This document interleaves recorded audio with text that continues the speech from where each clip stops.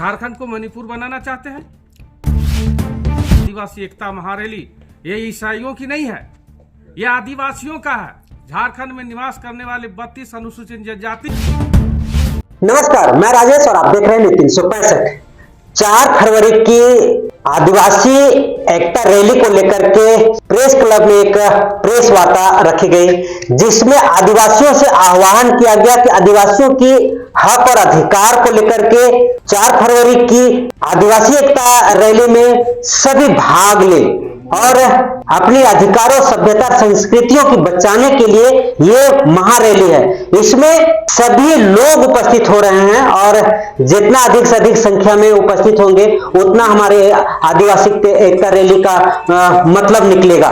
हम आपको बताते चले कि 24 फरवरी को डिलिस्टिंग महारैली किया गया था, उसके विरोध में ये आदिवासी एकता रैली का आयोजन किया गया है। जगह जगह पर बैनर, पोस्टर और लोगों को जागरूक किया जा रहा है कि 4 फरवरी को आप मुराबादी में जरूर उपस्थित हों। अब देखते हैं ये रैली कितना सफल हो पाती है। डिलिस्टिंग के मामला को लेकर के क्या बन पाता है स्थिति, ये देखने के लिए हमारे साथ बने रहें। फिलहाल क्या बोल रहे हैं लोहरा समाज के अधिकारी, देखें पूरा वीडियो। आदिवासी लोहरा समाज झारखंड प्रदेश का आज प्रेस वार्ता है। हम लोग का प्रेस वार्ता का मुख्य मुद्दा है कि 4 फरवरी 2024 को आदिवासी एकता महारैली जो होने वाला है उसका हम लोग समर्थन करते हैं। हम लोग सबसे पहले आदिवासियत को बचाना चाहते हैं। हम लोग नहीं चाहते हैं कि हम लोग सरना और मिशनरी के रूप में आपस में लड़ें। लेकिन जो लोग आदिवासी जो डिलिस्टिंग चाह रहे हैं वो तो बोल रहे हैं कि धर्मांतरण जो कर हो गए हैं वो में हम लोग का अधिकार को लूट रहे हैं। देखिए, भारत का संविधान क्या कहता है? अनुच्छेद 15 में साफ लिखा हुआ है कि जाति, धर्म और आस्थानीयता, लिंग के आधार पे भारत के नागरिकों का मौलिक अधिकार का हनन नहीं किया जा सकता है। हम उन लोगों से पूछना चाहते हैं, देश भारत का संविधान से चलेगा कि मन की बात से चलेगा?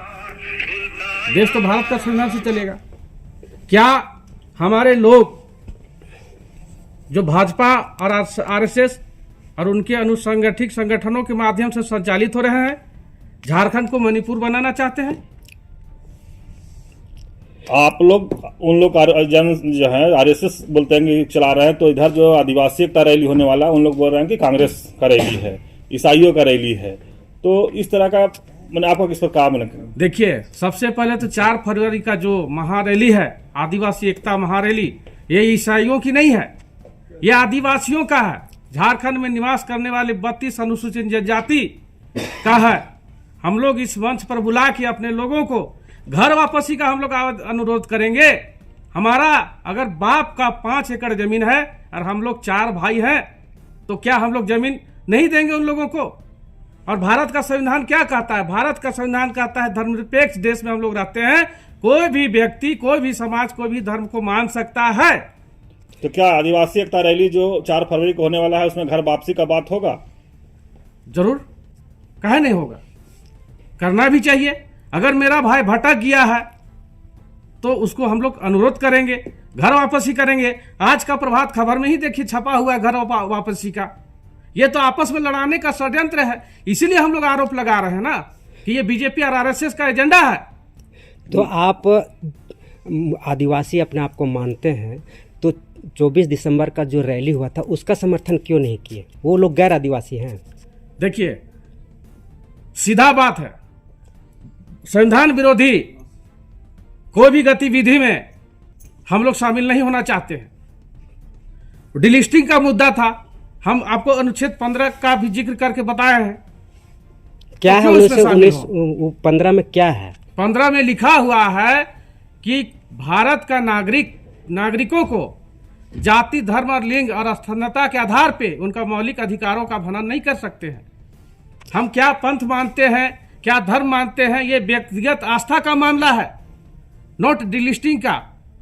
ये मणिपुर की स्थिति यहाँ हो रहा है। 341 और 42 में साफ शब्दों में भी संविधान में अंकित है कि जो रूढ़िवादी प्रथा छोड़ करके चूँकि एसटी और एसी, तो एसटी का कानून नहीं है, उसका फायदा आप लोग कन्वर्टेड होकर के उसका उठा रहे हैं। देखिए, आप 42 का चर्चा किए ना, 40, 41, 42 का मैं भी अध्ययन किया हूं। साफ शब्दों में कुछ लिखा हुआ नहीं है। उसमें लिखा हुआ है कि राष्ट्रपति अधिकारों को राज्यपाल के माध्यम से, झारखंड का राज्यपाल का अनुशंसा के आधार पर कर सकता है। आप लोकसभा में चर्चा करवाइए, आप कानून लाइए। कानून लाने तो आपको मना नहीं किया गया है। तो कानून का समर्थन करेंगे आप? कानून अगर लाएगी, अगर है भारतीय जनता पार्टी में या कोई भी सरकार में ताकत, तो कानून लाए, कानून से उसको किया जाए। लेकिन झारखंड में मणिपुर तो बनने नहीं देंगे। नहीं तो अगर कानून आ जाता है तो आप घर वापसी करेंगे? देखिए, घर वापसी का तो हम लोग अनुरोध कर रहे हैं। अभी वो लोग तो आपको, अभी तो वो लोग आपको कन्वर्टेड मान रहे हैं। तो अगर कानून बन जाती है तो क्या आप जो कन्वर्टेड हुए हैं वो मूल आदिवासी रीति रिवाज में आप आएंगे? देखिए, जब कानून बनेगा तब इसका जवाब देंगे। अभी जब कानून ही नहीं बना है, प्रक्रिया है, लोकसभा में चर्चा होगी, दोनों सभाओं में चर्चा होगा, राष्ट्रपति का हस्ताक्षर होगा, फिर सक्षम राज्यपाल के पास आएगा, बहुत प्रक्रिया है। तो अभी जो चीज संभव नहीं उसमें हम कैसे बयान दे दें? जनजातीय सुरक्षा मंच का कहना है कि विधानसभा में पारित करके केंद्र को डिलिस्टिंग का जो कानून भेजे। ठीक है, जनजातीय सुरक्षा का कहना, मंच का कहना है, अच्छी बात है। लेकिन हम कहते हैं उन्हीं लोगों का जांच होना चाहिए, उनका घर में जांच किया जाए। खाली एक दिन सरना और मसना करने से नहीं होगा। घर के भीतर में, कोठा में जो आप रखे हुए हैं, क्या रखे हुए हैं? अब हर चीज को आपको तो खुल के नहीं बोलेंगे, बताइए। जो भी रखा हुआ है उससे दूर हटिए। अगर आदिवासियों का डिलिस्टिंग होता है, मिशनरियों का होता है, जैनियों का होता है, बौद्धियों का होता है, तो जो आदिवासी प्रकृति पूजक है वो हिंदू वर्ग में चला गया है, क्या उसका डिलिस्टिंग नहीं होना चाहिए? आदिवासी हिंदू नहीं है। आदिवासी हिंदू नहीं है। तो बोल रहा है कि आदिवासी हम हिंदू हैं। प्रकृति पूजक है आदिवासी, आकृति पूजक नहीं है। जनजातीय सुरक्षा मंच के लोग तो कह रहे हैं कि हम आदिवासी हिंदू हैं, हम हिंदू हैं, तो बोल ही रहे हैं। वही लोग से पूछिए, हिंदू लोग कैसे बोल रहे हैं? वही लोग खुद बोलते हैं। जब भारतीय जनता पार्टी की सरकार नहीं थी 2014 से पहले, तो पूरा झारखंड का आदिवासी क्या बोलता था? हम लोग सब एक हैं, आदिवासी हैं, रूढ़िवादी परंपरा मानते हैं, पहन व्यवस्था मानते हैं। अच्छा, तो आप आस्था का, जिसे आप लोग बोलते हैं कि हम हृदय परिवर्तन किए, हृदय तो एक ही होता है। आप कहाँ जाते हैं? सरना स्थल में पूजा करने जाते हैं या चर्च में जाते हैं? देखिए, ये आदिवासी लोहरा समाज का है। आदिवासी लोहरा समाज के विषय में आप पूछिएगा, हमारी जाति के बारे में पूछिएगा तो हम जवाब देंगे। लेकिन 32 अनुसूचित जातियों का आस्था का बात आप पूछ रहे हैं, तो इसको तो जवाब दिया नहीं जा सकता है। घर वापसी सबसे अच्छा विकल्प हो सकता है। आदिवासी लोहरा समाज घर वापसी के लाएंगे ये? जी हाँ, दोनों पक्ष का, हिंदू वर्ग का आदिवासी भी और प्रकृति पूजक आदिवासी भी और धर्म बदले हो वो भी आदिवासी भी, एक मंच पे आके हम लोग बात करेंगे। हम कहना चाहते हैं, बी.आर. अम्बेडकर साहब हिंदू समाज में जन्म लिए थे, आप भी जानते हैं क्या परिस्थिति बना कि उन्होंने धर्म बदला। कुछ तो परिस्थिति बनी होगी। इसलिए हम कहते हैं, डिलिस्टिंग के समर्थन करने वालों को, अगर आपका खतियान में 10 एकड़ जमीन है और 4 तो भाई आपका धर्म पर बदल लिया है, तो क्या आप जमीन में हिस्सा इसको नहीं दीजिएगा? सुप्रीम कोर्ट में मामला पेंडिंग है, आप देखिए गूगल सर्च करके, इसी मुद्दे पे सुप्रीम कोर्ट में मामला पेंडिंग है। राम मंदिर बना तो सुप्रीम कोर्ट का आदेश हुआ, यह नहीं कि नरेंद्र मोदी का आदेश था या बीजेपी आरएसएस का था। उसी तरह सुप्रीम कोर्ट का मामला जिस दिन आएगा उस दिन हम लोग सोचेंगे।